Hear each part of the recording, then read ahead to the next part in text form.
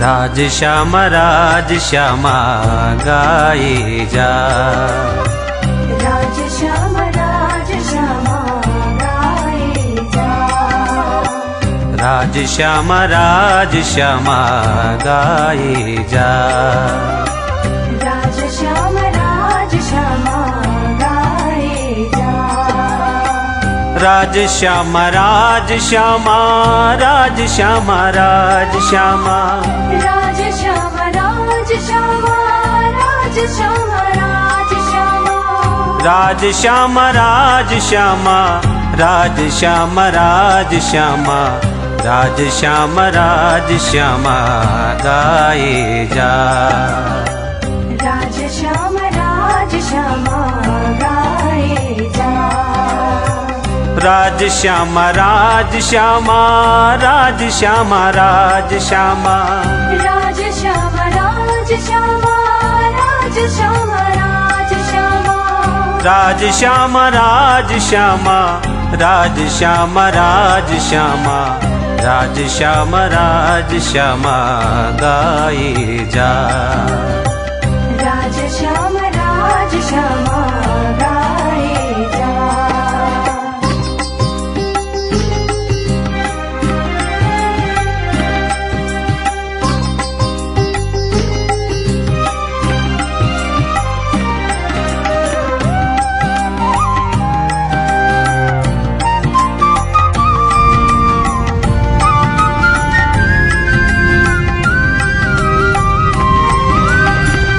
राज श्यामा गाए जा।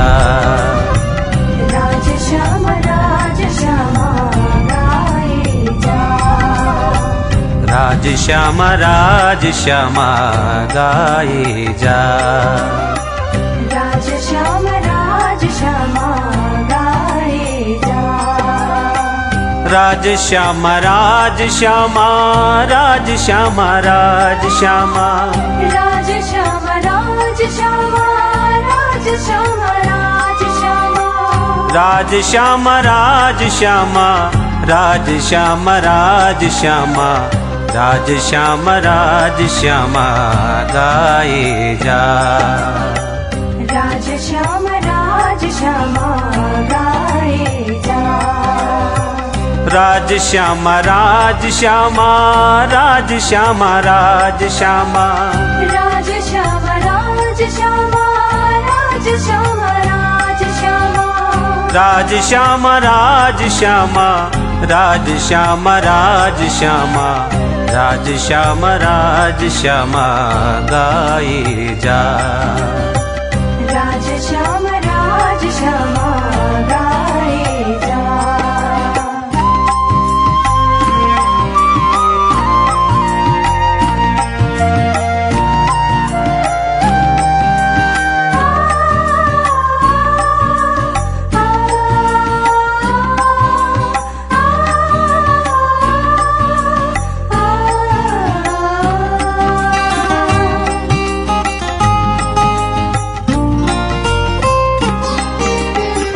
राज श्यामा गाए जा।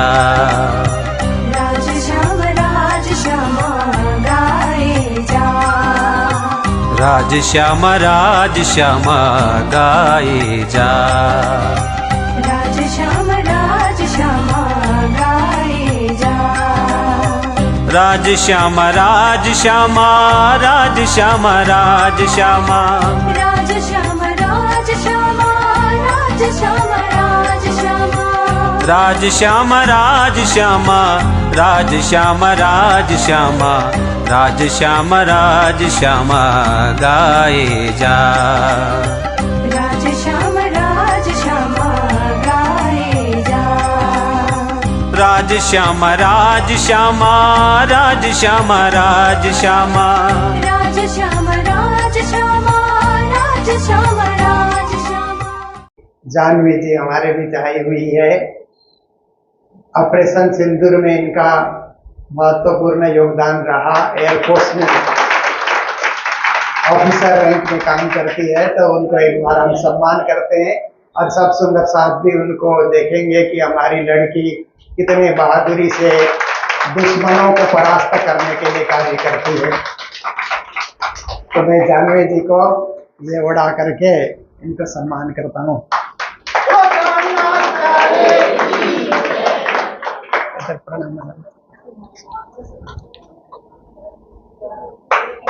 राज श्यामा राज श्यामा राज श्यामा कहिए,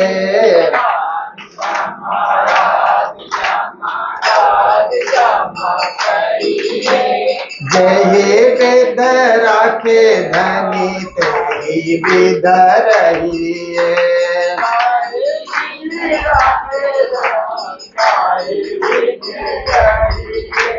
राज श्यामा राज श्यामा राज श्यामा कहिए, राज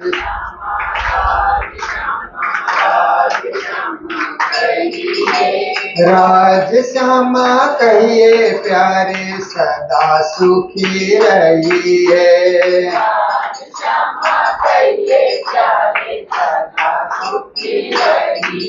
श्री राज श्यामा कहिए प्यारे सदा सुखी रहिए।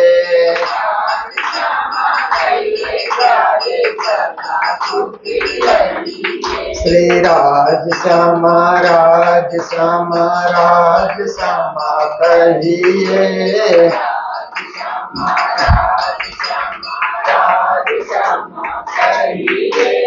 राज श्यामा कहिए प्यारे परम धाम जाइए।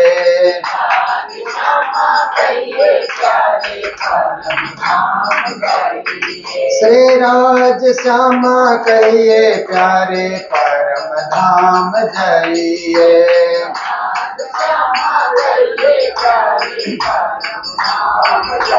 बोलो सतगुरु महाराज की। आज आप सबके बीच फिर से आने का और सभी सुंदर साथ के दर्शन करने का सौभाग्य प्राप्त हुआ। देखिए, हैदराबाद सिकंदराबाद ये दोनों शहर एक दूसरे से जुड़े हैं, जैसे दिल्ली और न्यू दिल्ली। पता ही नहीं लगता है कि कहाँ तक दिल्ली है, कहाँ से न्यू दिल्ली है, सब एक जुड़े हुए हैं। ऐसे ही ये शहर भी जुड़ा हुआ है। और आप सब सुंदर साथ भी धर्म के कार्य में, सेवा के कार्य में, समाज के कार्य में आप सब लोग भी जुड़े रहते हैं। और कहीं भी मेला उत्सव होता है तो यहाँ के सुंदर साथ मिल ही जाते हैं और वहाँ पर मुलाकात हो ही जाती है। विशेष करके भिवानी में होती है और जगह के मेले में भी मुलाकात हो ही जाती है। वक्त वक्त पे आप लोग सिलीगुड़ी कालिम्पोंग भी आते रहते हैं। तो ऐसे सुंदर साथ के बीच पुनः आने का और आप सबके बीच कुछ संबोधन करने का यह अवसर मिला, ये राज्य की कृपा से ही संभव हुआ है। तो देखिए, संसार में क्या क्या चीज का सदुपयोग करना चाहिए। हमारे ज्ञानी जन कहते हैं कि सबसे पहले समय का सदुपयोग करना चाहिए, क्योंकि समय अमूल्य है। जो समय हम लोग कभी कभी गपशप करके, व्यर्थ की बातें करके, व्यर्थ के उलझन में पड़ करके गंवा देते हैं, वो समय फिर लौटकर हमारे पास नहीं आता। देखिए, बचपन में हमने अपने समय को खेल कूद करके गंवा दिया ना। माता पिता बुलाते रहते थे, जल्दी आओ, घर में लौट के आओ, हम लोग खेलते रहते थे। तो बहुत समय हम लोगों ने खेलने में, कूदने में और यार दोस्तों के साथ घूमने में गंवाया। अब वो समय लौटकर हमारे पास नहीं आएगा। जवानी में तो और ज्यादा समय गंवाया होगा। कहाँ घूमने गए, टहलने गए दोस्तों के साथ इधर उधर। कभी कभी कॉलेज की पढ़ाई छोड़ करके भी भाग गए। कई लड़के ऐसे करते हैं ना, क्योंकि मैंने भी देखा कॉलेज पढ़ते टाइम हमारे क्लास में 110 स्टूडेंट थे तो जब हाजिरे लगते थे सबके लगते थे, परंतु होते वहाँ 60-70 स्टूडेंट ही होते थे, बाकी आए ही नहीं। बस यस सर करके हाजिरी लग रही है। एक ही आदमी 2-3 का लगा देता था। तो ऐसे करके कई बच्चे कॉलेज में नहीं आए, समय गंवाया, डिग्रियां नहीं ली उन्होंने, घूम फिर करके व्यर्थ में समय को नष्ट किया। जो पढ़ने का समय है उसका सदुपयोग नहीं किया। तो देखिए, फिर धीरे धीरे जवानी के बाद प्रौढ़ अवस्था आती है। तब भी हम लोग क्या करते हैं कि पार्क में घूमने जाते हैं तो भी गपशप करते हुए, कुछ न कुछ गप्पे करते हुए, जो घटना घट रही है उसी के विषय में चर्चा करते हुए, एक कहता है बड़ा अच्छा हुआ, एक कहता है अच्छा नहीं हुआ, फिर डिस्कस, फिर विवाद, समय व्यर्थ चला जाता है। तो ऐसे ही बुढ़ापे में भी गपशप करके कई लोग ताश जुआ खेलते हैं। देश में जाकर के देखिए तो हुक्का पीते रहते हैं ना 5-7 बुढ़े मिल करके। ऐसे ही समय नष्ट हो रहा है, आप देखिए। इसीलिए समय का सदुपयोग करना, कि समय में अच्छा काम करना। हमारे धर्मशास्त्र कहते हैं प्रथमे नार्जितम विद्या। ये 25 साल की उम्र है ना, ये विद्या अध्ययन करने के लिए है, पढ़ने लिखने के लिए है। उस समय पढ़ना ही चाहिए, अध्ययन करना ही चाहिए।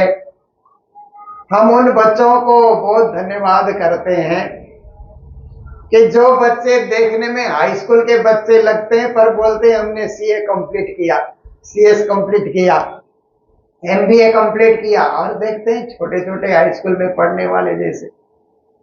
तो उन्होंने समय का सदुपयोग किया, पढ़ाई अच्छी की तो अच्छी नौकरी लग जाती है। तो हमारे शास्त्र कहते हैं द्वितीय नार्जितम धनम। फिर 25 से 50-60 साल तक धन कमाने की उम्र है ना, उस समय को व्यर्थ न गमा करके व्यापार में ही ध्यान केंद्रित करेंगे तो अच्छा धन कमा सकते हैं, अच्छा मान भी कमा सकते हैं, क्योंकि समय का हमने सदुपयोग किया। तृतीय नार्जितम धर्म। और 50-60 साल के बाद धर्म कमाने की उम्र भी आती है ना। कहीं मंदिर बन रहा है उसमें खटना, कहीं धर्मशाला बन रहा है उसमें खटना, कहीं स्कूल बन रहा है, कहीं सामाजिक सेवा का कार्य हो रहा है, ब्लड डोनेशन कैंप हो रहा है, या और कोई भी गौशाला का काम हो रहा है, कुछ भी हो रहा है, उसमें हम संलग्न हो जाते हैं और अपना समय देते हैं। तो उससे धर्म का अर्जन होता है, पुण्य का अर्जन होता है। देखिए, तो ज्ञानी कहते हैं कि प्रथम उम्र में विद्या नहीं पढ़ी, दूसरी उम्र में धन नहीं कमाया, तीसरी अवस्था आई तो धर्म नहीं कमाया, तो चतुर्थे किम करिष्यति कहते हैं चौथी उम्र में बुढ़ापे आने के बाद क्या करोगे, क्योंकि तब तक शरीर ही साथ नहीं देगा। तो उस समय न पढ़ सकते हैं। एक चौपाई याद करना हो तो बुढ़ापे आने के बाद 10 दिन 15 दिन महीना दिन लगे रहे, चौपाई याद होती नहीं है। श्लोक याद करना तो और कठिन हो जाता है, और बचपन में 2-4 मिनट में एक चौपाई और एक श्लोक हम याद कर सकते हैं। तो इसी प्रकार से बुढ़ापे में धन भी क्या कमाएंगे, शरीर ही हमको साथ नहीं देगा। और बुढ़ापे में धर्म क्या कमाएंगे, क्योंकि उस समय मंदिर जाने की भी ताकत हमारे पास नहीं रहेगी। इसीलिए समय का सदुपयोग करके बचपन में भी परमात्मा की भक्ति करते हुए हम विद्या अध्ययन करें, जवानी में भी परमात्मा को याद करके खूब कमाई धंधा नौकरी जो कुछ हमको उपलब्ध है वो हम करते चले, और प्रौढ़ अवस्था में भी ध्यान केंद्रित करके हम क्या करें कि खूब धर्म कमाएं, खूब पुण्य कमाएं, सेवा का कार्य हम खूब करें, तो समय का सदुपयोग होता है। गुरुजी मंगलदास महाराज ने मंगल सूक्ति की एक सूक्ति में लिखा है, समय का सदुपयोग करो, समय तुमको आशीर्वाद देगा। ये गुरुजी की महावाणी है कि जो समय से कार्य करते हैं तो समय ही उनको आशीर्वाद देता है। देखिए, बड़े बड़े लोग होते हैं, बड़े बड़े दार्शनिक होते हैं, साइंटिस्ट होते हैं, बड़े बड़े ज्ञानी होते हैं, महात्मा होते हैं, महापुरुष होते हैं, बड़े बड़े नेता होते हैं, समय उनके पास भी उतना ही है जितना समय हमारे पास है। वे कमाल का कार्य कर जाते हैं और हम लोग नहीं कर पाते, क्योंकि वह समय का सदुपयोग करते हैं, हम नहीं कर पाते हैं। इसलिए जीवन में जितना हो सके हम समय का सदुपयोग करें तो जीवन में अच्छा काम हो सकता है। और दूसरी बात है, उसी प्रकार से संपत्ति का भी सदुपयोग करें, क्योंकि संपत्ति आती है तो उसको कहाँ खर्च करना बहुत सारे लोगों को पता ही नहीं होता है। संपत्ति आती है तो लोग कहते हैं इसको उड़ाओ, खर्च करो, उड़ाओ, घूमने जाओ, महंगे से महंगे होटल में रहो और इसी तरह से ज्यादा खर्च करो। ऐसे लोग सोच करके धन का बर्बाद करते हैं।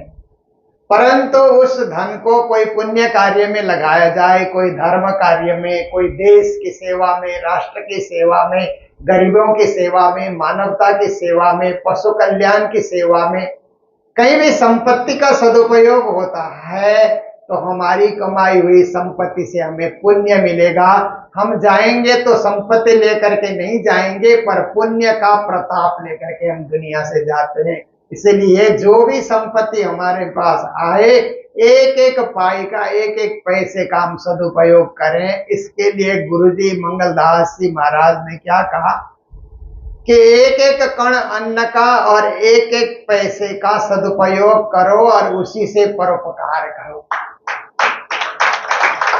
तो कालिम्पोंग में गुरुजी मंगलदास जी ने जब सबसे पहले बाजार में मूल मंदिर की स्थापना की तो उस समय सारे जितने भी उनके शिष्य बने, जो सुबह सुबह चर्चा में आते थे, तो गुरुजी मंगलदास जी महाराज ने कहा कि अब मंदिर बन गया है, यहाँ तो यात्री भी आएंगे, बीमार लोग भी आएंगे, अतिथि लोग भी आएंगे, सुंदर साथ भी दर्शन करने आएंगे, मेला भंडारा चलता रहेगा। तो वो मेला भंडारा उठाने के लिए आप सब लोग एक एक मुट्ठी चावल जो है अपने खाने में से बचा करके रखो और 7 दिन के बाद यहाँ लेकर के आना।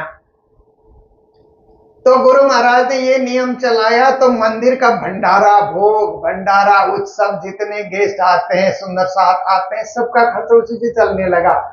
पहले सुंदर साथ ने सोचा एक मुट्ठी से क्या होगा, पर एक एक मुट्ठी करके पूरा डब्बा भर जाता था, पूरी जरूरत के वहां पर चीजें आ जाती थी, क्योंकि वो अन्न का सदुपयोग होगा। अन्न का सदुपयोग करने से अन्न भी हमको आशीर्वाद देता है। फिर गुरु महाराज ने कहा कि एक एक पैसे इकट्ठा करो। उस समय तो पैसे का भी मूल्य था, रुपया का भी मूल्य था, आज तो मूल्य घटता चला गया है।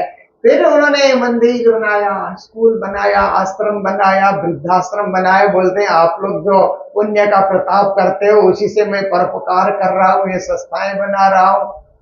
तो संपत्ति का सदुपयोग तब होता है जब अच्छे कामों में संपत्ति जाती है, और ऐसे ही फूकने में, उड़ाने में, जुआ में, ताश में, सट्टा बाजार में संपत्ति जाए। आजकल कैसीनो खेलते हैं ना विदेशों में जाकर के, उसमें संपत्ति चली जाए तो क्या हुआ, इतने मेहनत से हमने कमाया और थोड़ी देर के मनोरंजन में संपत्ति नष्ट हो गई। इसलिए ज्ञानी जन कहते हैं कि समय का सदुपयोग और दूसरे नंबर में संपत्ति का सदुपयोग। फिर तीसरे नंबर में कहते हैं कि श्वासों का भी सदुपयोग करना चाहिए। सब श्वास से मैं आपको बता रहा हूं, श्वासों का भी सदुपयोग करना चाहिए। देखिए हमारे अमूल्य श्वास है ना, परमात्मा ने एक संपत्ति के रूप में हमारे अंदर भर दिया कि यह व्यक्ति इतने साल तक जिएगा और इतने बार श्वास लेगा। जितने बार श्वास लेने के लिए परमात्मा का आदेश है, उतने बार श्वास लेने के बाद वो व्यक्ति फिर दुनिया से चला जाता है। तो श्वास सफल कैसे होंगे? एक ज्ञानी कहता है, श्वास सफल सो जानिए जो गए प्रभु भजन के मान, और श्वास यूं ही गए कर कर कोट उपाय। कहता है श्वास सफल हुए होते हैं जो परमात्मा की भक्ति करने में हम श्वास लगाते हैं। देखिए अभी आप लोग यहाँ आकर के बैठे श्वास ले रहे हैं ना, हमें पता नहीं लगता कि हम श्वास ले रहे हैं। 1 मिनट में 15 बार हम श्वास ले रहे हैं। स्वस्थ जो आदमी होता है 1 मिनट में 15 बार श्वास लेता है, 1 घंटे में 900 बार श्वास लेता है। 24 जो घंटे होते हैं ना, देखिए 900 बार 1 घंटे में उसने श्वास लिया। इस क्रम से उसकी श्वास क्रिया चलती रहती है और 21,600 बार 24 घंटे में वह श्वास लेता है। आप देखिए हम श्वास ले रहे हैं, परंतु जो श्वास हमने गपशप करने में, ऐसे ही हंसी मजाक करने में, किसी की निंदा स्तुति करने में, कोई और कार्य में हमने खर्च किया, वो राज्य के दरबार में जो बही खाता है वह नहीं लिखा जाएगा। पर आज हम आकर के, आज ही नहीं, जब जब भी हम सत्संग भवन में आकर के, कथा कीर्तन में आकर के, किसी मंदिर में जाकर के, तीर्थ में जाकर के, या अपने ही घर में भी जहां पर मंदिर बनाए, क्योंकि हम सबके घर में मंदिर तो है ही है, किसी का छोटा होगा किसी का बड़ा होगा, मंदिर तो सबके घर में। वहां बैठ करके जो श्वास लेते हैं वो श्वास का सदुपयोग हो जाता है, क्योंकि जिसने श्वास दिया उसको याद करने में हमने खर्च किया।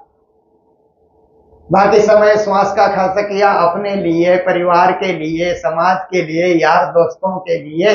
पर मंदिर में जाकर के जो श्वास लेते हैं ना, वो अपने लिए नहीं है, अपने मालिक के लिए हम वहां बैठ करके श्वास ले रहे हैं और मालिक के सामने हम हाजिर है कि आपने श्वास दिया, तो ये श्वास का सदुपयोग करने के लिए आपके चरणों में हम बैठे हुए हैं। श्वास सफल सो जानिए जो गए प्रभु भजन के माय। परमात्मा के कीर्तन करने में, परमात्मा के भजन करने में जो श्वास खर्च हो जाते हैं वो सफल हो जाते हैं। और श्वास यूं ही गए कर कर कोट उपाय, कभी कहता है अन्य श्वास ऐसे ही निकल जाते हैं। करोड़ों उपाय कर लो परंतु वो श्वास व्यर्थ चले जाते हैं।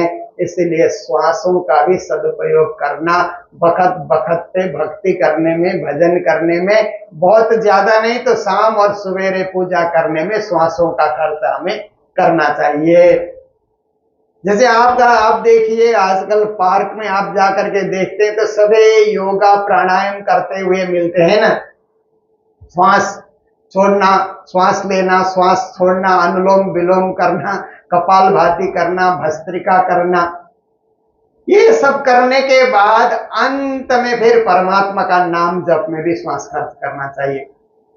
केवल आपने एक्सरसाइज किया और प्राणायाम आपने किया पर परमात्मा का नाम का उच्चारण नहीं हुआ, उनकी भक्ति नहीं हुई, तो श्वास सफल नहीं होंगे। इसलिए ओम महामंत्र का जप कराया जाता है ना, योगा प्राणायाम में लास्ट में ओमकार महामंत्र का जप कराया जाता है कि उस समय जो श्वास खर्च होगा वो प्रभु को अर्पण होगा, परमात्मा को अर्पण होगा, प्रणव ब्रह्म को अर्पण होगा। ये भाव लेकर के ये भक्ति कराई जाती है।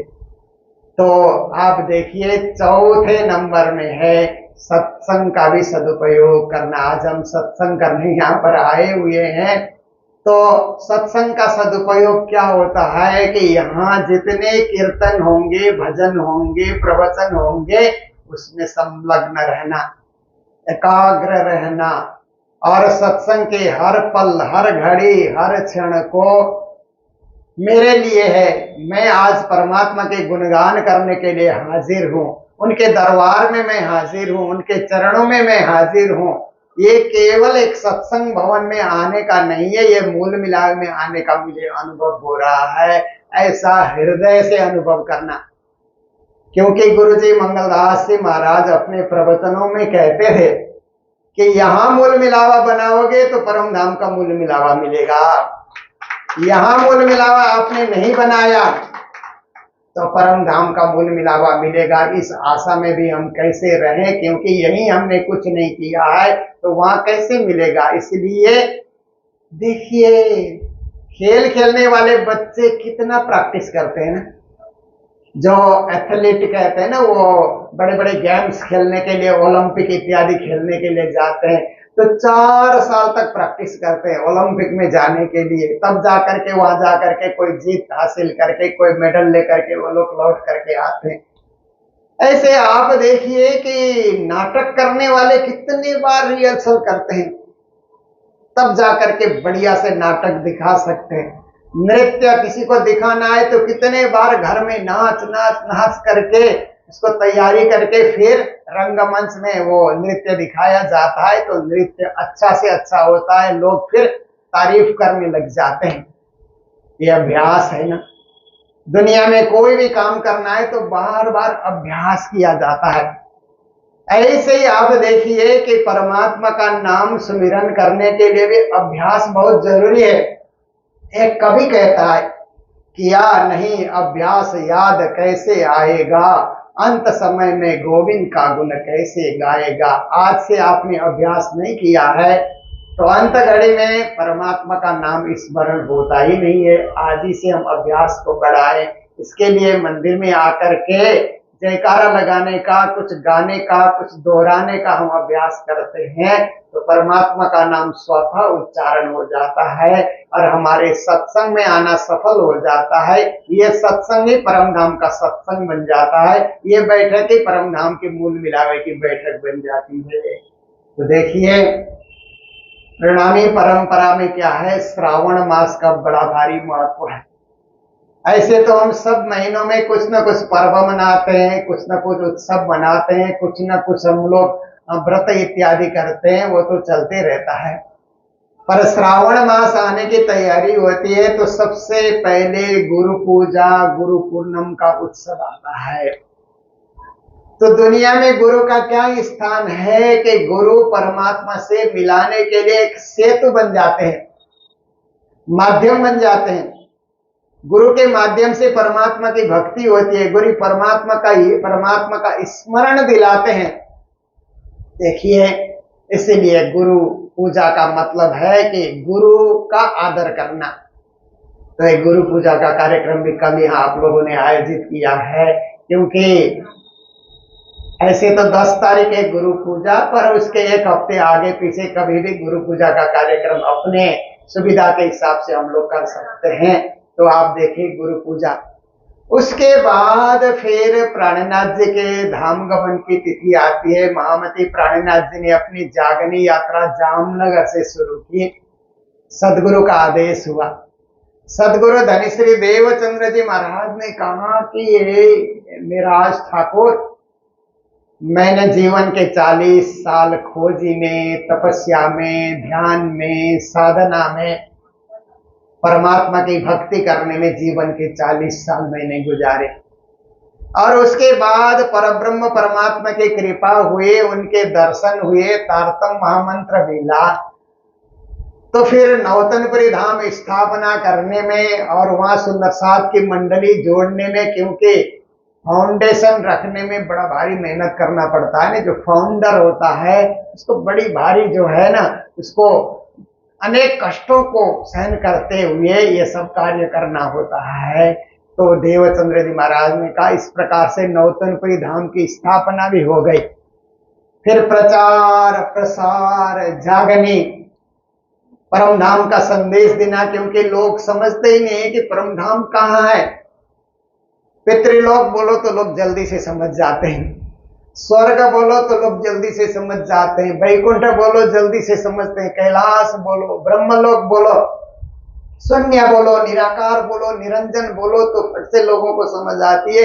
परम धाम बोलने से कहाँ है परम धाम? नाम तो सुना है, पर ये किधर है, कैसे है? ऐसे लोग होते हैं। तो उनको देवचंद्र जी महाराज हद पार बेहद है, बेहद पार अक्षर, अक्षर पार वतन है, जागिए इन घर, इस तरह से समझाते हैं कि ये हद से परे, 14 लोक से परे, बेहद से परे, अक्षर से परे, अक्षरातीत का परम धाम है, जो सत्य चिद आनंद से परिपूर्ण है, 25 पक्ष से युक्त है। ये समझाते श्री देवचंद जी महाराज को जागने करने में बड़ा समय लगा।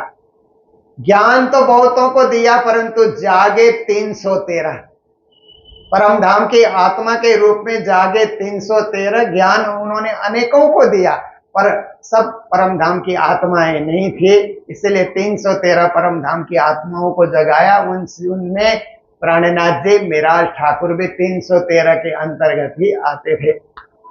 फिर उन्होंने कहा कि मेराज ठाकुर जब 12 साल की उम्र में गुरु के चरणों में आए तो देवचंद्र जी महाराज ने कहा, मेराज ठाकुर, मैं देश विदेश में जाकर के राजा महाराजा सबको जगाना चाहता था, परंतु नौतनपुरी धाम की स्थापना और उसके बाद यहाँ से चर्चा कथा करने में मेरा समय काफी चला गया।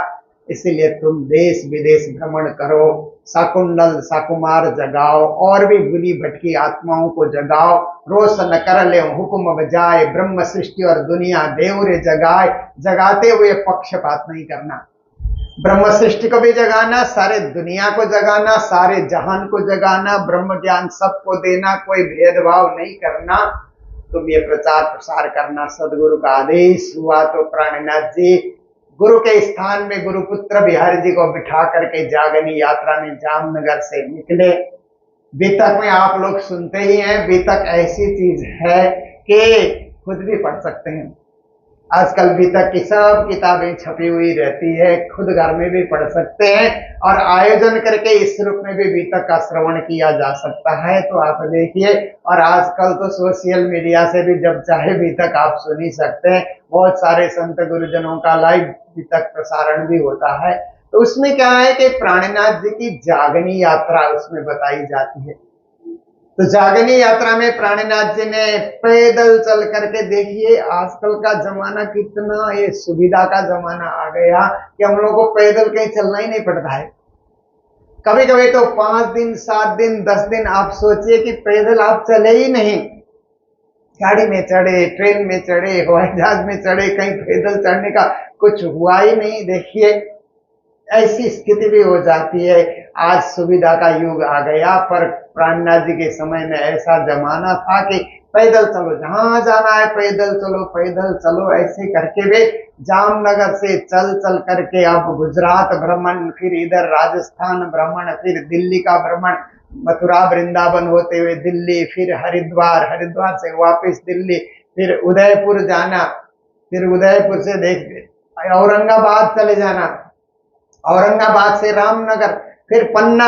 ये जो जागनी यात्रा है 12,000 किलोमीटर की उन्होंने पैदल यात्रा की प्राणनाथ जी ने, और 8,000 किलोमीटर की समुद्री यात्रा की। पानी के वो पालदार जहाज में बैठ करके बसरा गए, बगदाद गए, मस्कत गए, ओमान गए। तो 2 बार उन्होंने अरब देश की यात्रा की। वो जहाज की यात्रा थी, पर वो मोटर वाली जहाज तब थी नहीं, पालदार जहाज। हवा लगे तो जहाज चले, हवा न लगे तो जहाज आगे बढ़े नहीं, ऐसी स्थिति थी। तब भी प्राणनाथ जी ने 8,000 किलोमीटर के पानी की यात्रा की, समुद्री यात्रा, 12,000 किलोमीटर के भूमि की यात्रा, धरती की यात्रा उन्होंने की, और पन्ना जाकर के स्थायी निवास उन्होंने वहां पर बनाया। फिर उन्होंने देखा कि ये पन्ना में बैठ करके, क्योंकि ये मध्य प्रदेश है, पन्ना भारत का एक मध्य स्थान है, यहाँ से पूरे भारत में, नेपाल में और पूरे विश्व में हम जागनी कर सकते हैं, यहाँ धाम की स्थापना करके। ऐसे प्राणनाथ जी महाराज ने सोचा, और वहाँ 11 साल तक प्राणनाथ जी महाराज रहे। तो वाणी के अधिकांश ग्रंथ का अवतरण भी वहीं पर हुआ है। जामनगर में तो रास प्रकाश सटऋतु ग्रंथ का अवतरण हुआ था जामनगर में, और फिर सूरत आए तो कलश ग्रंथ का अवतरण हुआ। मार्ग में यात्रा में जाते थे तो किरंतन ग्रंथ का अवतरण हुआ। दिल्ली और अनुपसार में थे तो सनंद ग्रंथ का अवतरण हुआ। रामनगर से पन्ना की यात्रा में खुलासा ग्रंथ का अवतरण हुआ। उसके बाद प्राणनाथ जी की वाणी में से खिलवत, परिक्रमा, सागर, श्रृंगार, सिंधी, मार्फत, इतने सारे ग्रंथों का अवतरण पन्ना में होता रहा। तो प्राणनाथ जी महाराज देखिए, आजकल तो हम लोग माइक में आराम से बोलते हैं ना, तब ये माइक की भी तो सुविधा नहीं थी। प्राणनाथ जी महाराज के जमाने में बंगला जी मंदिर में सुंदर साथ भर करके बैठते हैं। तो प्राणनाथ जी सुबह 9 बजे से लेकर के 12 बजे तक प्रातःकालीन चर्चा, वाणी गायन, भजन कीर्तन गायन और प्राणनाथ जी की चर्चा होती थी। 9 से 12 बजे तक पन्ना धाम में बंगला मंदिर में कार्यक्रम चलता था। फिर रात को भी 9 से 12 बजे तक दिन भर और सेवाएं होती थी, पर रात को भी 9 से 12 बजे तक उसी समय वाणी उतरती थी, और लिखने वाले सुंदर साथ बगल में बैठ करके चौपाइयां लिखा करते थे, जिसका संकलन हुआ। तो आज तारतम वाणी ग्रंथ हमारे सामने है, जिसका हम लोग पारायण पढ़ते हैं। देखिए तो प्राणनाथ जी ने इतनी सारी चौपाइयां उतरी और उन चौपाई में प्राणनाथ जी ने परमधाम की बातें तो बताई खोल करके। देखिए परमधाम शब्द गीता में भी है, यद्गत्वा न निवर्तन्ते तद्धाम परमम मम। कृष्ण ने कहा अर्जुन मेरा धाम परम धाम है, जहां जाने के बाद लौटकर आना नहीं होता। पर अर्जुन ने परम धाम के अंदर क्या क्या है ये बात नहीं पूछी। आपके उस परम धाम के अंदर क्या क्या सुविधाएं हैं, क्या क्या आनंद है, क्या क्या सुख है, अर्जुन ने नहीं पूछा, क्योंकि अर्जुन को तो वैकुंठ जाना था। और आप देखिए कि राजा परीक्षित को भी सुखदेव मुनि महाराज ने जब भागवत सुनाई, 7 दिन की भागवत सुखताल में सुनाई ना, सुखताल आज भी वहां वृक्ष है, जिस वृक्ष के नीचे सुखदेव मुनि महाराज ने बैठ करके भागवत की कथा सुनाई। और सुनाने के बाद लास्ट में उन्होंने कहा कि राजा अब तक्षक आकर के तुमको डसेगा ना, तो भी तुम डरना नहीं, क्योंकि तुम अमर बन चुके हो, तुम्हारी आत्मा अमर बन चुकी है। इसलिए शरीर में कोई डसेगा तो शरीर ही तो मर जाएगा, शरीर तो ऐसे ही मरणशील है, कोई कुछ करेगा नहीं तो भी एक दिन शरीर छूट जाने वाला है। इसलिए तुम डरो मत, तुम तो राजा मरीष्यसि पशु बुद्धि इमाम जही। उन्होंने कहा अरे राजा मैं मरूंगा, ये मैं मरूंगा, ये तो पशु बुद्धि है। ज्ञानी लोग तो ऐसा सोचते ही नहीं, मैं तरूंगा, मैं जागृत होऊंगा, मैं कभी मरूंगा नहीं, मैं अमर बनूंगा, ये ज्ञानियों की सोच होती है। सर्वसाधारण मैं मरूंगा करके डरते रहते हैं, ज्ञानी लोग डरते ही नहीं है। कबीर ने कहा ना कि मरने से सब जगह डरा, मेरो मन आनंद, कब मरी हो कब भेटियो पूर्ण परमानंद। कबीर ने कहा दुनिया के लोग मरने से डरते, मेरे मन में मरने की बात जब आती है तो आनंद बड़ा आता है, क्योंकि मैं मरूंगा नहीं, मैं तो तरूंगा और मैं अपने पूर्ण ब्रह्म परमात्मा से मुलाकात करूंगा। कब मरी हूं कब भेटी हूं पूर्ण परमानंद। तो ज्ञानियों को मृत्यु से डर नहीं रहता है, अज्ञानियों को डर रहता है कि मरने के बाद कहाँ होगा, किस दुनिया में जाएंगे, भूत बनेंगे कि प्रेत बनेंगे, क्या बनेंगे, कुछ ठिकाना नहीं है। पर ज्ञानी है तो सोचेगा हम तो सीधा परम धाम जाएंगे। तो कहा कि राजा ऐसा मत सोचो कि तुम मरने के भय से यहाँ बैठे हुए हो, तुम अमर हो चुके हो, इसलिए मरने का भय अब छोड़ दो और तो क्या चिंतन करो। तो अगले श्लोक में उन्होंने कहा अहम ब्रह्म परम धाम ब्रह्माहम परमम पदम। अब तुम ऐसा सोचो कि मैं ब्रह्म रूप हो गया, अमर हो गया, ब्रह्म रूप हो गया और तेरा धाम परम धाम है। ऐसा करके परम धाम शब्द भागवत में भी आए हैं। पर वो राजा परीक्षित ने परम धाम के अंदर क्या है, जैसे अर्जुन ने नहीं पूछा, उन्होंने भी नहीं पूछा, क्योंकि उनको भी वैकुंठ जाना था। तो वैकुंठ जाने वाले को आगे का मार्ग पूछ करके क्या करना है, आप भी तो कहीं जा रहे हैं। अब जिसको सिकंदराबाद ही जाना है, कन्याकुमारी नहीं जाना है, तो यहीं तक का रास्ता पूछेगा। किसी ने कहा कि इससे आगे भारत तो कन्याकुमारी तक फैला हुआ है, क्या करना, मेरा ठिकाना यही है, वो बोलता है। इस तरह से उन्होंने परम धाम की बातें नहीं पूछी, तो परम धाम फिर भी उजागर नहीं हुआ, परम धाम का वर्णन फिर भी प्रशस्त नहीं हुआ। तो सदगुरु देवचंद्र जी के समय में सुंदर सदा आए और कहने लगे परम धाम का वर्णन सुनाइए। हमें और लोगों का वर्णन तो बार बार सुनते हुए वर्षों बीत गए, अब हमें परम धाम का वर्णन सुनना है कि वहां क्या है। तो सदगुरु महाराज ने फिर शुरू कर दिया कि परम धाम में तो रंग महल है, राज्य का दरबार, 10 भोग ऊंचा, हर भोग में विविध प्रकार की लीलाएं। प्रथम भोग में मूल मिलावे की लीला होती है, दूसरे भोग में भूल भुलावने की लीला होती है, तीसरे भोग में बाहर बरामदे में पड़साल में आकर के सुबह की लीला 6 बजे से लेकर के 3 बजे तक की वहां विविध लीला, बाल भोग, राज भोग की लीला, सब वहां पर अनंत अनंत लीलाएं होती है। चौथे भोग में नृत्यशाला है, नौरंगबाई की नृत्य की लीला होती है। 5वें भोग में शयन कक्ष है, वहां रंग परवाली मंदिर है। छठी भोग में सुंदर सुखपाल हैं, उनमें बैठ करके 25 पक्ष में विचरण करने की लीला होती है। 7वीं और 8वीं भोम में झूला झूलने की लीला होती है। 9वीं भोम से 25 पक्ष परम धाम दर्शन करने की लीला होती है। देखिए, मैं बहुत साल पहले आया था, 30-35 साल पहले, तो बिड़ला मंदिर थोड़ा पहाड़ी के ऊपर है ना, वहां देखने का मौका मिला था। तो आज भी हमारे सुंदर साथ ने कहा कि बिड़ला मंदिर, कल मैं गया और रामानुज मंदिर या बड़ी सारी मूर्ति लगी हुई है, वो भी एक हैदराबाद का आकर्षण हो गया, क्योंकि टूरिस्ट आजकल ये रिलीजियस प्लेस देखने वाले टूरिस्ट होते हैं ना, ऐसे भारत में और विदेशों में बहुत होते हैं कि धार्मिक स्थल में टूरिज्म करने वाले। तो उनके भीड़ वहां थे। जब उसका ओपनिंग हुआ था तो टीवी में इतना न्यूज आया और इतनी बड़ी मूर्ति वहां पर लगी है। तो आप देखिए, statue of liberty, statue of unity हम लोगों ने देखा, तो इसी तरह यहाँ भी बड़ी स्टैचू लगी हुई है। तो ये देखने के लिए कल मैं गया था, बड़ा आनंद आया। आज सुबह वो बिड़ला मंदिर में हम गए तो पूरा हैदराबाद सिकंदराबाद का पूरा दृश्य वहां से दिखलाई देता है, पर थोड़ा फोटोग्राफ करने को उन्होंने नहीं दिया। इतना अच्छा लगा था कि पूरी फोटोग्राफ हम लोग करके दिखा दें यहाँ से। तो ऐसे ही परमधाम के 9वीं भोम के बाहर जो बरामदा है, उसमें से 25 पक्ष परमधाम के वो पूरे दर्शन वहां से होते हैं और बड़ा आनंद आता है। राज्य के साथ सखियां उस परिदर्शन में भाग लेती हैं।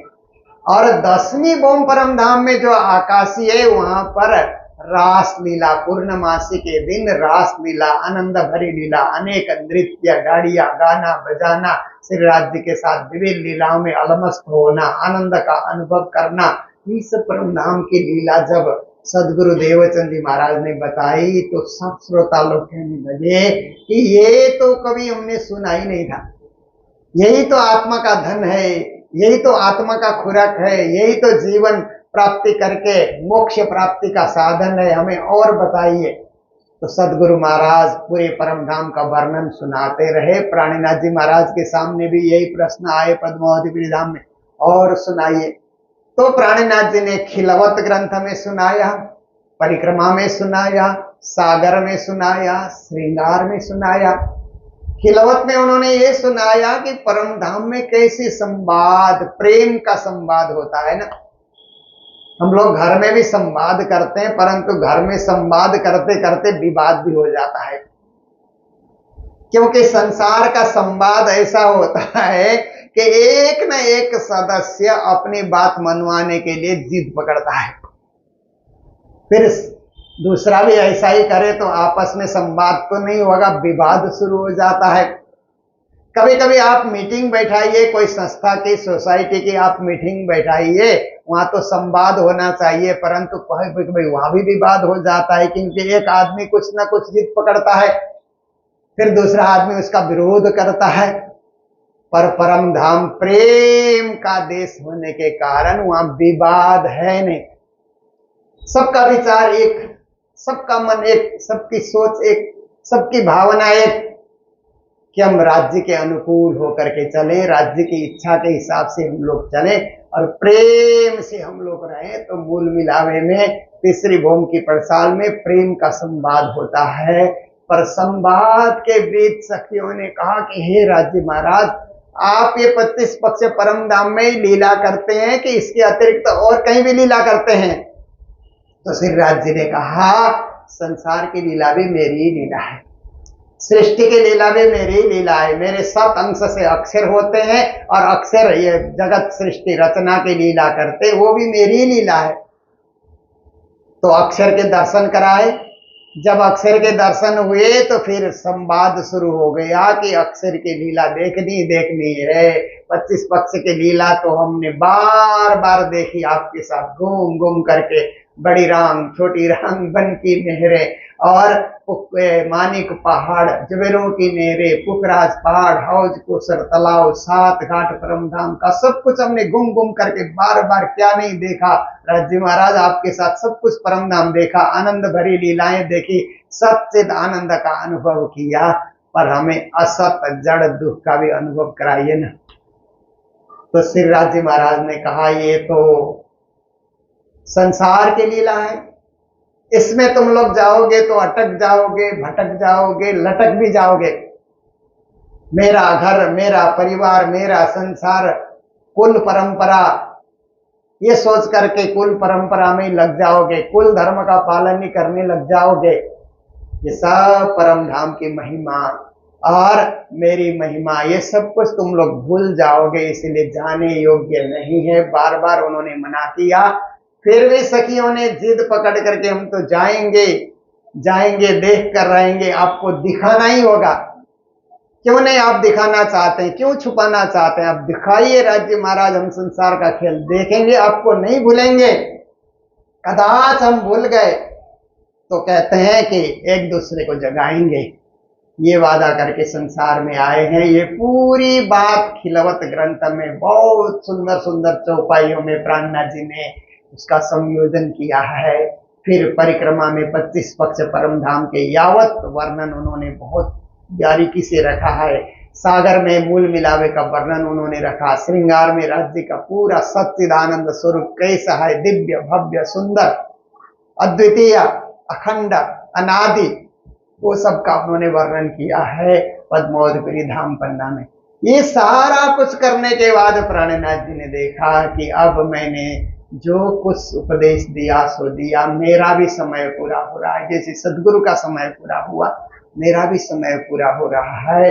अंतर्ध्यान की तिथियां नजदीक आ रही है। विक्रम संवत 1751 श्रावण कृष्ण तृतीया और चतुर्थी को प्राणनाथ जी महाराज ने फिर अपने लीला पूर्ण करने का उन्होंने निश्चय किया। तो प्राणनाथ जी महाराज जिन तिथियों में मौन रख करके परमधाम पधार जाते हैं, वो तिथियां श्रावण मास में आती है। इसलिए हम लोग उन तिथियों में उपवास रख करके प्राणनाथ जी को याद करते हैं, राजश्यामा को याद करते हैं, विरह वाणी भी गाते हैं। उसके बाद फिर पंचमी की तिथि आती है। तो प्राणनाथ जी महाराज को पंचमी की तिथि में बंगला मंदिर से जुलूस के साथ गाते बजाते गुमट जी मंदिर में पधराया जाता है। और प्राणनाथ जी का आदेश पा करके लालदास से बीतक लिखने के लिए बैठते हैं बंगला जी मंदिर में। 1 महीने में बीतक लिख करके पूरा करते हैं। तो प्रणामी परंपरा में श्रावण के दिनों में पंचमी से बीतक पढ़ने की, बीतक कथा करने की, बीतक उपदेश करने की ये प्रक्रिया प्रारंभ हो जाती है। चलते चलते चलते आप देखिए, रक्षाबंधन की तिथि, प्राणनाथ जी और छत्रसाल के मिलाप की तिथि, उसके बाद कृष्ण जन्माष्टमी के 1 दिन पूर्व सप्तमी की तिथि में बीतक की पूर्णाहुति। पूर्णाहुति के बाद भव्य रूप से जन्माष्टमी का पावन पर्व आप देखिए। कभी कभी हम लोग कहते हैं कि हमारे मंदिर में आइए आइए, लोगों को बुलाते हैं, लोग कहते हैं फुर्सत नहीं है, फुर्सत नहीं है। फुर्सत होने से आएंगे, पर जन्माष्टमी के दिन में बिना बुलाए आ जाते हैं। क्योंकि कृष्ण किसको नहीं चाहिए, कृष्ण की तृष्णा किसको नहीं है, कृष्ण का प्रेम किसको नहीं चाहिए, कृष्ण की आराधना, कृष्ण की भक्ति किसको नहीं चाहिए। इसलिए जन्माष्टमी के दिन सारा हिंदू समाज कृष्ण मंदिर की ओर दौड़ता है कि जाकर के एक झलक दर्शन करें, चरणामृत पाएं, प्रसाद पाएं, जीवन को धन्य बनाएं, कृष्ण का आशीर्वाद लेकर के लौटें। तो ऐसे पावन कृष्ण जन्माष्टमी का पावन पर्व भी हम लोग मनाते हैं भव्य रूप से।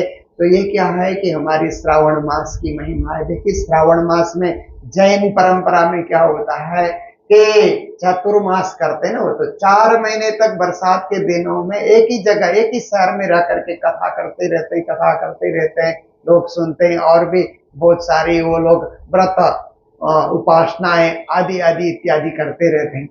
और हिंदू समाज का एक वर्ग भगवान शिव का भक्त है, तो जल चढ़ाने के लिए कावड़ लेकर के कई पूरे भारत में, नेपाल में भी मैंने देखा, ये जल चढ़ाने के उसमें संलग्न रहते हैं, क्योंकि उनकी भक्ति, उनकी आराधना भगवान शंकर के प्रति है। और भी कई जगह आप देखिए, श्रावण के झूले वृंदावन में जाकर के आप देखते हैं, तो वहां पर श्री कृष्ण को एकदम फूलों का श्रृंगार करके झूले झूला करके इस प्रकार की लीलाएं होती है। पूरा हिंदू समाज कुछ न कुछ रूप में श्रावण मास मनाता है। ऐसे ही हम लोग भी हिंदू समाज के एक अंग हैं, अभिन्न अंग है हिंदू समाज के। कृष्ण भक्ति, परम धाम की भक्ति से हम लोग जुड़े हुए हैं, इसीलिए ये बीतक और ये पर्व हम लोग बड़े धूमधाम से मनाते हैं। तो आप देखिए कि प्रणामी परंपरा में वाणी का महत्व है आराधना करने के लिए, बीतक का महत्व है उपासना करने के लिए, पूजा पद्धति को समझने के लिए। फिर उसके बाद है विराट का महत्व है परम धाम को जानने के लिए कि परम धाम कितना दूर है और उस दूर परम धाम को कैसे प्राप्ति कर सकते हैं। प्रेम लक्षणा भक्ति के द्वारा उसको जानने के लिए विराट का अध्ययन जरूरी है। फिर उसके बाद चरचनी का अध्ययन जरूरी इसलिए है कि अंत घड़ी में हमारी सुरता भटके नहीं, क्योंकि अंत घड़ी में तो सब कुछ विस्मृति हो जाती है ना, हमारी सब कुछ याद नहीं रहता है। तो ऐसे समय में कभी कभी कुछ लोग बोलते हैं कि अंत समय में सब स्मृति हमारी गायब हो जाएगी, तो राज्य का नाम भी उस समय नहीं लिया जाएगा, ध्यान ही नहीं रहता है, तो हमारी सुरता कहाँ जाएगी। इसके लिए हमारे ज्ञानीजन कहते हैं कि दिन भर विद्यार्थी पढ़ता है, कंठस्थ करता है और रात को सोता है तो सब कुछ भूल जाता है, नींद में कुछ उसको स्मरण नहीं रहता है, रात को सोता है, पर सुबह उठता है तो वही पढ़ा हुआ सब कुछ याद है, कंठस्थ है उसको। ऐसे ही बीमारी के दिनों में और बेहोशी को दिनों में हमने थोड़ी देर भुला भी दिया, परंतु पहले जो हमने याद किया है, पहले जो हमने पढ़ा है, आत्मा उसी को लेकर के फिर से खड़ी हो जाती है, फिर से जागृत हो जाती है और राज्य के चरणों में पहुंच जाती है। इसलिए अंत घड़ी के विस्मृति को रात्रि की नींद जैसा समझना चाहिए, उस पर बहुत ज्यादा चिंता करने की जरूरत नहीं है। आज की भक्ति समय पे काम आती है।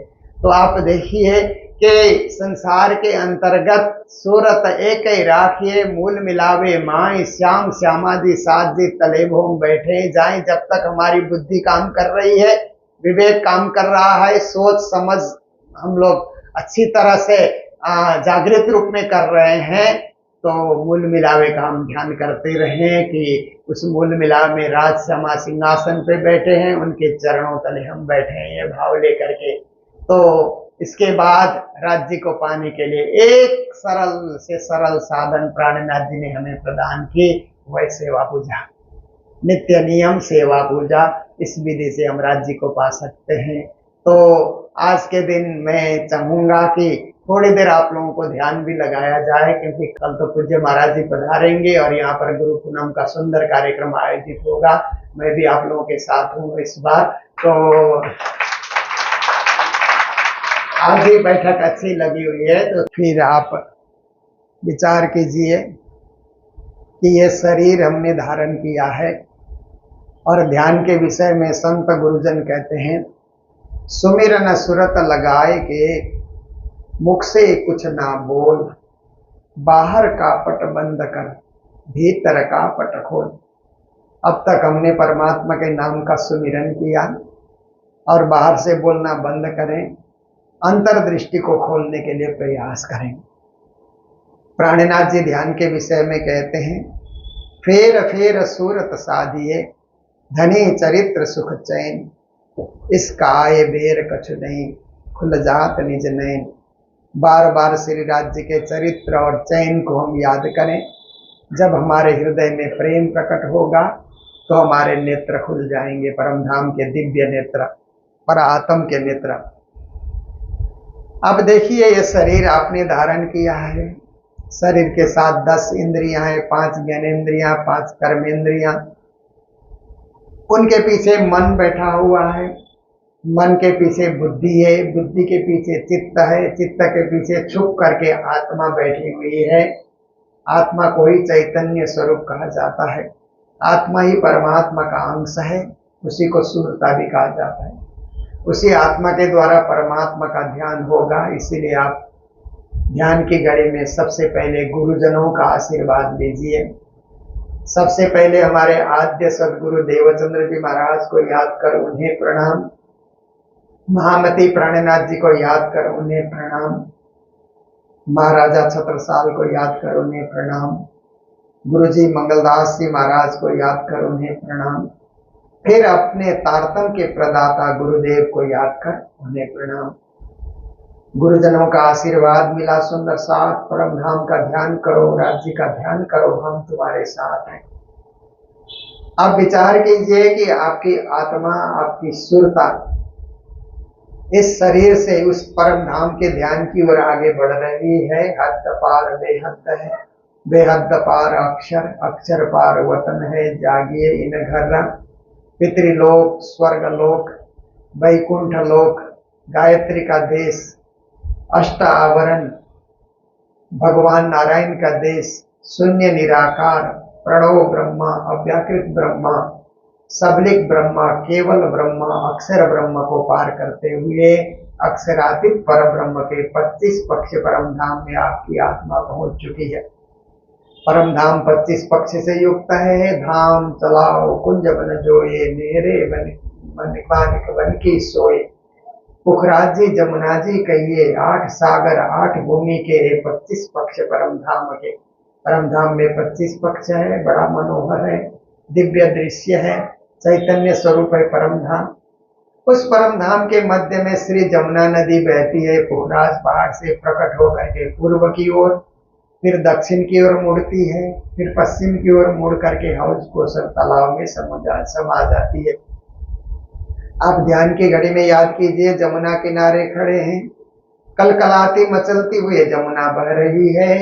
जमुना का जल दूध सा सफेद है, अमृत सा स्वादिष्ट है। जमुना जल का पान कीजिए, आप आत्मा स्वरूप हैं।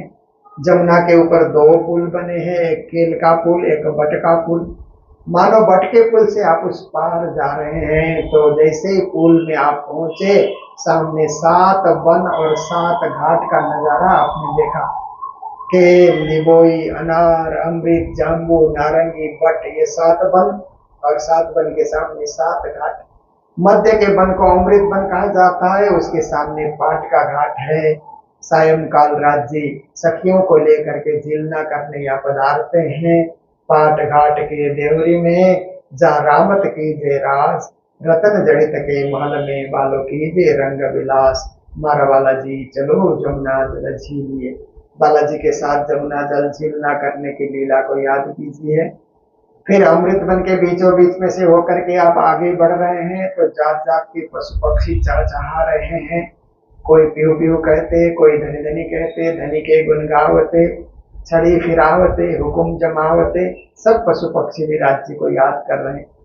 बानरे इत्यादि गुलाटी भर रहे हैं, मोर इत्यादि घूम घूम कर नाच रहे हैं। ऐसा सुंदर परिदृश्य देखते हुए आप चांदनी चौक में जाकर के पहुंचे। लंबा चौड़ा फरस है। रात समय यहीं से रंगमहल में प्रवेश करते हैं और यहीं से परिभ्रमण के लिए निकलते हैं। राजश्यामा और सुंदर साथ की चरण धूल इस चांदनी चौक में पड़ी है। आत्मा स्वरूप को लोटपोट कराइए और अपने आप को धन्य होने का अनुभव कीजिए। सामने देखिए 2 वृक्ष खड़े हैं। उत्तर की तरफ लाल वृक्ष है और दक्षिण की ओर हरा वृक्ष है। चबूतरे पे वृक्ष शोभायमान है और सामने 10 भोग ऊंचा रंगमहल आपको नजर आ रहा है। तो रंगमहल लाल वर्ण का है। 201 उसमें पहल बने हुए हैं। रंगमहल में प्रवेश करने के लिए नीचे से 100 सीढ़ियां और 20 चाँदे हैं। आप आत्मा स्वरूप हैं, इसीलिए सीढ़ी चढ़ने में जरा अभी थकान का अनुभव नहीं होगा। 1 सीढ़ी, 2 सीढ़ी, 3 सीढ़ी, 4 सीढ़ी, 5 सीढ़ी, फिर लंबा चाँदा, फिर उसी क्रम से आप 100 सीढ़ी और 20 चाँदे चढ़ करके ऊपर चबूतरे में पहुंचे। भव्य दरवाजा नजर आया। 2 भोग ऊंचा दरवाजा है। दरवाजा खुला है, मानो आपके स्वागत के लिए खोल दिया गया हो। अंदर प्रवेश कीजिए तो 28 स्तंभ का चौक है। 28 स्तंभ नजर आ रहे हैं चारों तरफ। हम भी ऐसे लगते हैं मानो सखियां खड़ी हो। यही तो परम धाम की विशेषता है कि हर चीज में चैतन्यता, हर चीज में उज्ज्वलता, हर चीज में कोमलता, हर चीज में शीतलता, हर चीज में आनंद ही आनंद है परम धाम में। फिर 28 स्तंभ के चौक से आगे बढ़िए। 4 चौरस हवेली पार करके आप आगे बढ़े तो गोल हवेली नजर आई। इसी को मूल मिलावा कहा जाता है। बाहर से भी 64 स्तंभ और चबूतरे के ऊपर से भी 64 स्तंभ, गोलाकार में वो चबूतरा बना हुआ है। उस चबूतरे में चढ़ने के लिए चारों दिशाओं से 3-3 सीढ़ियां हैं। आप पूर्व की दिशा से प्रवेश कीजिए। एक सीढ़ी, 2 सीढ़ी, 3 सीढ़ी, मूल विला में आपने प्रवेश किया। नीचे गिलम बिछी हुई है, ऊपर चंद्रमा टंगा हुआ है। वही 12,000 ब्रह्म सृष्टि का पर आत्म स्वरूप स्तब्ध होकर के खेल देखने बैठा है। आपकी आत्मा पर आत्म में समा गई। पर आत्म स्वरूप सखी के रूप में खड़ी होकर के, हे मेरे राज, हे मेरे पिया, हे मेरे धनी, कहाँ हैं आप? तो नजर मध्य में सिंहासन की ओर जाती है तो कंचन रंग का सिंहासन वहां पर शोभा पा रहा है। श्री राज श्री ठाकुरानी जी प्रथम भोग में विराजमान है। हाँ, कंचन रंग को सिंहासन, तिनके 6 पाने 6 डांडे, एक एक डांडे में 10-10 रंग जगरों की झलकत है। उसी सिंहासन में जुगल स्वरूप राजश्यामा विराजमान है। राज्य किशोर स्वरूप है, श्यामा किशोरी है। श्री श्यामा जी को श्रृंगार, सेंदुरिया रंगड़ाओं को साड़ी, श्याम रंगड़ाओं को कंचुके, नीली लाही को चरनिया। श्री राज्य को श्रृंगार, सेंदुरिया रंगड़ाओं को चीरा, आसमानी रंगड़ाओं को पिछोरी, नीलो न पीलो बीच के रंग को पटुका, केसरिया रंगड़ाओं को हिजार, श्वेत रंगड़ाओं को जामा। 3 वस्त्र में श्यामा महारानी है, 5 वस्त्र में राज्य महाराज हैं। अनेक आभूषणों से दोनों सुसज्जित हैं। राज्य महाराज का बायां चरण नूर की चौकी के ऊपर शोभा पा रहा है। दायां चरण राज्य महाराज ने बाएं चरण के ऊपर रखा है, घुटन के ऊपर रखा है। श्यामा महारानी के युगल चरण नूर की चौकी के ऊपर शोभा पा रहे हैं। जैसे हम राज्य के करीब गए तो राज्य ने दायां चरण भी नूर की चौकी के ऊपर रखा। राज्य को प्रणाम, युगल चरणों में प्रणाम, श्यामा जी के युगल चरणों में प्रणाम। फिर इस तरह राज श्यामा को प्रणाम करके आप प्रार्थना कीजिए, हे धनी, अरस तुम्हारा मेरा दिल है, तुम आए करो आराम, सेज बिछाऊं रुचल चुके, यही तुम्हारो विश्राम। प्रथम लागू 2 चरण को, धनिये न छुड़ाइयो छी, लाख तली लाल एड़िया, मेरे जीव के ही जीवन न। इतना कहने के बाद फिर राज्य अपने वरद हस्त बढ़ाते हुए आपको आशीर्वाद देते हुए कहते हैं, ये सुंदर साथ, खेल देखने के लिए मैंने ही तुम्हें भेजा था। खेल देख करके परम धाम का अनुभव कर रहे हो, धन्य है, धन्य है, धन्य है। घूमो फिरो, खाओ पी लो, 25 पक्ष परम धाम तुम्हारा है। एक परिक्रमा कीजिए राज्य के उस सुंदर सिंहासन की, राजश्यामा जुगल जोड़ी की। राजश्यामा जी सुंदर सार धाम जैसे प्राणनाथ। दूसरी परिक्रमा कीजिए, राजश्यामा जी सुंदर सार धाम जैसे प्राणनाथ। तीसरी परिक्रमा कीजिए, राजश्यामा जी सुंदर सार धाम जैसे प्राणनाथ। सामने आकर के फिर एक बार राजश्यामा का श्री निज नाम महामंत्र का जाप कीजिए। जगत में मेरे नस नस में सच्चिद आनंद प्रभावान हो रहा है। मेरे अंदर भी शांति, मेरे बाहर भी शांति, सर्वत्र शांति शांति है। ये भाव लेकर के श्री राजश्यामा को लंबे ध्वनि के साथ प्रणाम अर्पण करते हैं। मैं बोलूंगा, आप लोग भी साथ में दोहराएंगे। प्रणाम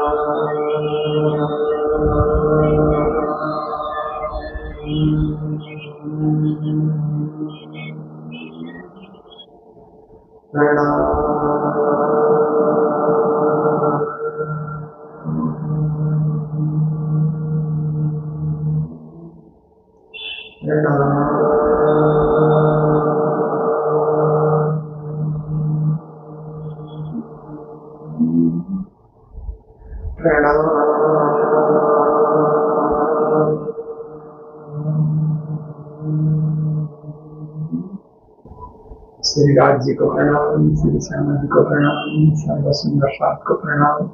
ये भाव लेकर के प्रतिदिन 10 मिनट भी हम लोग मौन रह करके तब तक स्थानों को याद करते हुए ध्यान करेंगे तो हमारे जीवन में राज्य के चरणों से सच्चिद आनंद प्रभावान होगा और हम भी सच्चिद आनंद से परिपूर्ण होंगे। हमारा जीवन प्रेम और शांति से छलक उठेगा। तो यही भाव रखते हुए धीरे धीरे दोनों हाथ को मसलिए और अपने आंखों से लगाइए, अपने गालों में भी अपने हाथ को फिराइए और राज्य की कृपा अपने जीवन में उतरने का अनुभव कीजिए। दोबारा भी हाथ मसल लीजिए और अपने आंखों से लगा करके अपने गालों में भी राज्य का आशीर्वाद आप धारण करने की कोशिश करें। तीसरी बार भी आप हाथ मलिए और इसी प्रकार से फिर राजश्यामा को याद करते हुए फिर उनकी कृपा होने का आप अनुभव करते रहिए।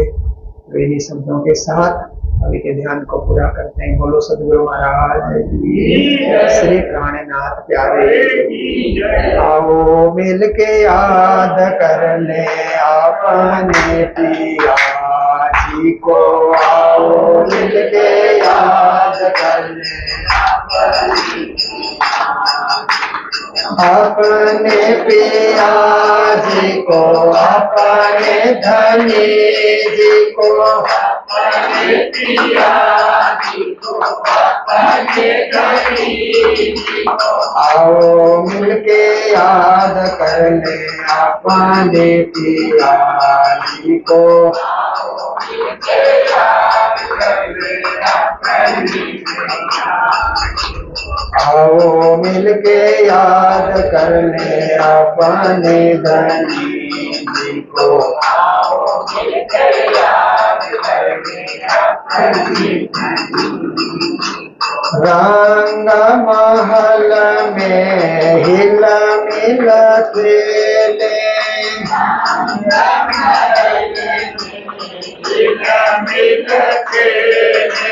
अपने पिया जी सो प्रेम से बोले, अपने पिया जी सो प्रेम से बोले, आओ मिलके याद कर ले अपने पिया जी को, आओ मिलके याद कर ले अपने पिया जी को, आओ मिलके याद कर ले अपने धनी जी को, आओ मिलके याद कर ले अपने सुख सुख पाल का भूल गए हैं, सुख सुख पाल का भूल गए हैं, निज घर अपना भी भूल गए हैं, निज घर अपना भी भूल गए हैं, आओ मिलके याद कर ले अपने पिया जी को, आओ मिलके याद कर ले अपने पिया जी को, आओ मिलके याद कर ले अपने धनी जी को, आओ मिलके याद कर ले अपने धनी सुख निज घर का कब ही पावे, सुख निज घर का कब ही पावे, धनी चरणों में जब ध्यान लगावे, धनी चरणों में जब ध्यान लगावे, आओ मिलके याद कर ले अपने पिया जी को, आओ मिलके याद कर ले अपने आओ मिलके याद कर ले अपने धनी जी को, आओ मिलके याद कर ले अपने बोलो श्री प्राणनाथ प्यारे श्री कृष्ण कन्हैया लाल की, सदगुरु महाराज की, सर्व सुंदर साथ की, आज के आनंद की प्रणाम।